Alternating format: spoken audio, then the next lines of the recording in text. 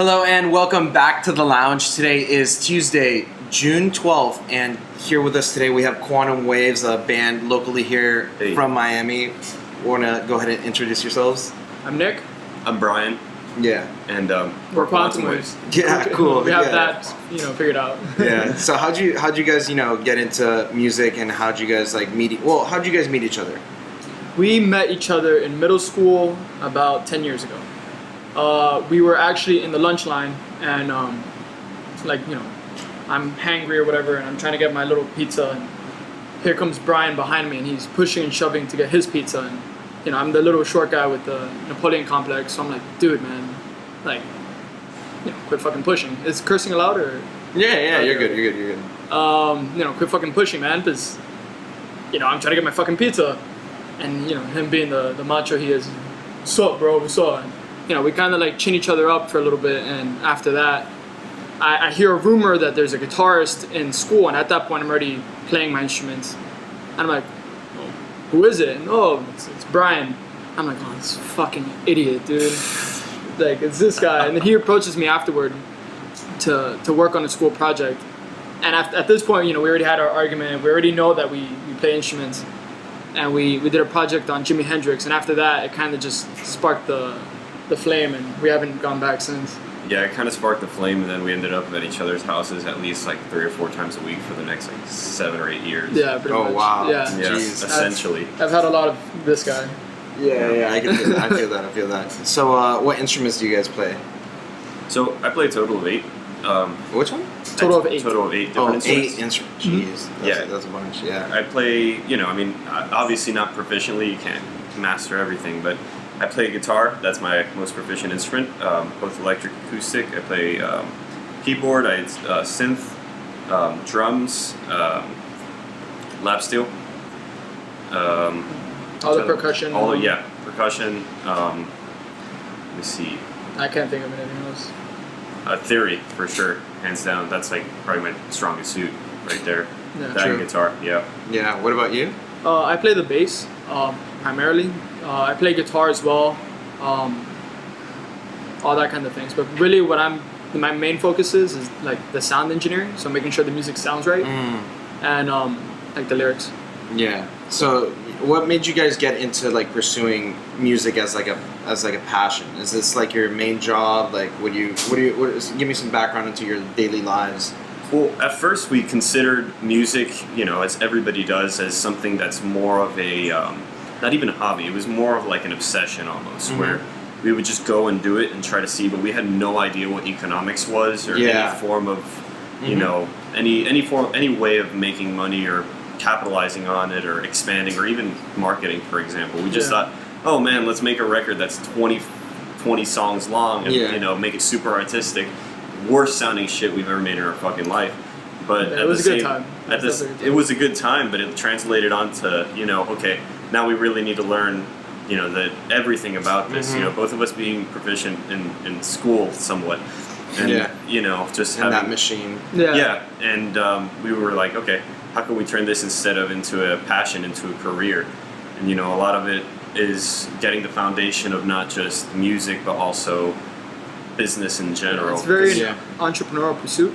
Yeah, definitely. I think that's just how culture is shifting nowadays because it's being, you're not as succumbed to the upper level. Yeah. The big man telling you what to do, what to run around, or basically signing you to a contract. Yeah, very true. You guys are your own marketing team. You guys are your own management. Yep. How we met through a DM on Instagram. I literally, Yeah. So it's that's just the way the culture's shifting. Yeah, and you got lucky. We used to have someone in charge of our DM and this and that, but we said, you know what, we want to have a more personalized perspective, and we definitely wanted to make it more human. Yeah, it definitely has to. It's just that connection that you feel with the brand. Think about it. Wendy's nowadays replies to tweets. Who is Wendy's? No, but we know who Wendy's is. Very true. Very true. She had that mixtape that came out. I don't know if you guys see that. Did. She had a mixtape that came out. Wendy's. That's crazy. Yeah. One good thing about everything you mentioned in the modern days, we're not so bound to the idea of you have to get signed by a record label and do all that kind of thing. It's very DIY. Yeah. And because of that, we have the freedom to do whatever we want. If we wanted to release a shitty track because of our artistic whatever, you could do it. We could do it. There's no worry about, is it going to make us money? That's a very different question. But, you know. I mean, if we wanted to just shit noise on a track and just release it, we can. I mean, we have the technology available to do it, but we're not going to shit noise on a track and do it. Like, we're not idiots either. We're not famous. We're not Kanye West, you know. Literally, yeah. You guys have part-time jobs that you do to sustain this, obviously, as like a dream, or is this like full-time right now that what you guys are doing? We dabble in other things as well. Our music is actually not just a band, but a business as well. So we have Quantum Waves Music LLC, where we write scores for film, we produce other artists, we do some artist development, we mix, master, and do other things professionally that are in regards to music. One artist that we've been working with heavily is Delvion. He's actually the singer on Three Kinds of Motion, our recent EP.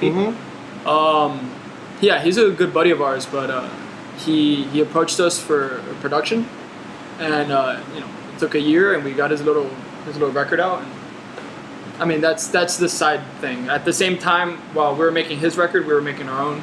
And also scoring, so it's a big mashup. Yeah. What you guys like sit down and score like films like with the little music and everything. How is that? What's your favorite aspect about the music industry? What you guys are into?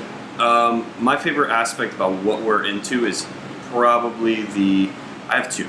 So it's probably the recording process and getting everything aligned to say, okay, this is going to sound good, and know from the beginning, from the get-go, to have that skeleton up front. So I like making sure that that skeleton translates into something later on that we could expand upon. My other favorite aspect is live music. I mean, if there's something, we're a really big stickler for each venue that we perform at. We have a specific set of qualities that they need. We have a specific set of sound things that they need. They need to support our light show hands down, because that's really what makes our performance stand out amongst everybody else's. I mean, our light show is fucking disgusting. Like, I mean, I don't want to speak in a bragging way, but it's really fucking good. I can imagine. I mean, it's your work of art. You want to take care and quality into that. When you go to write a song, what is it that you first focus on? Do you focus on maybe the beat or the spirit of the song? Like, what is it? The spirit, definitely. Usually the songs will start with like an emotional context. I'll think of something lyrically, and I'll develop like a bulletin board of ideas. And once I get like these ideas in a more compact package, I'll pass over to Brian, and I'll say, what do you think about this? What do you think about the idea as a whole? And from there, we'll just talk about the feelings, the ideas of the meanings. And if he likes it, he'll go forward and like develop a beat or track.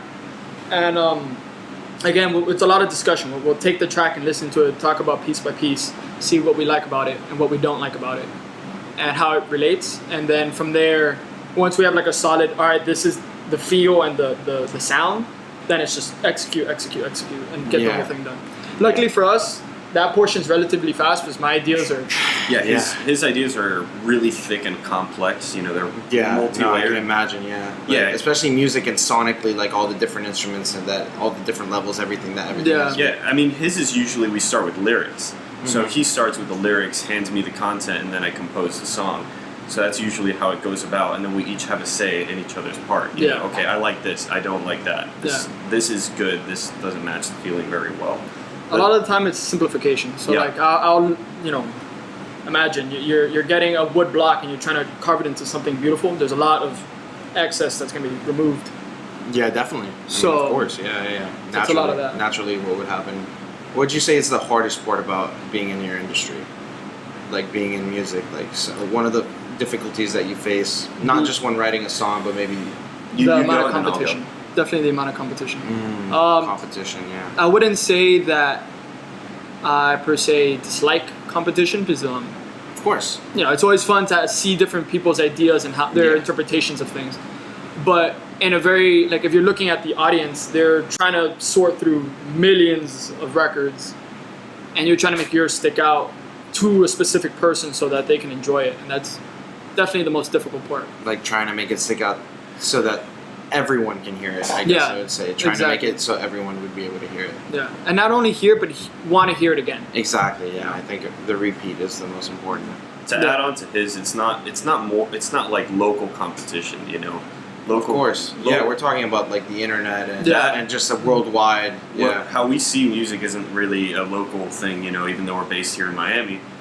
We really do see it as a larger process, a larger market in 100%. I mean, like, I got that right off the bat.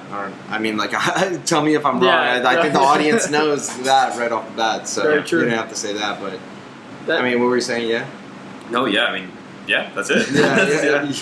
That's actually when you mentioned the podcast. I thought that was really a great idea. Like bringing a local shop and making it so vast. It's like a pillar. Yeah, it's definitely a really good idea. So yeah, definitely. Kudos to you. Thank you. No worries. Yeah. I mean, it's what we're doing here at the shop. You know, do our own part to basically do what you guys do. You know what I mean? Find your place in the internet and try to make a pillar for yourself. Yeah. You know what I mean?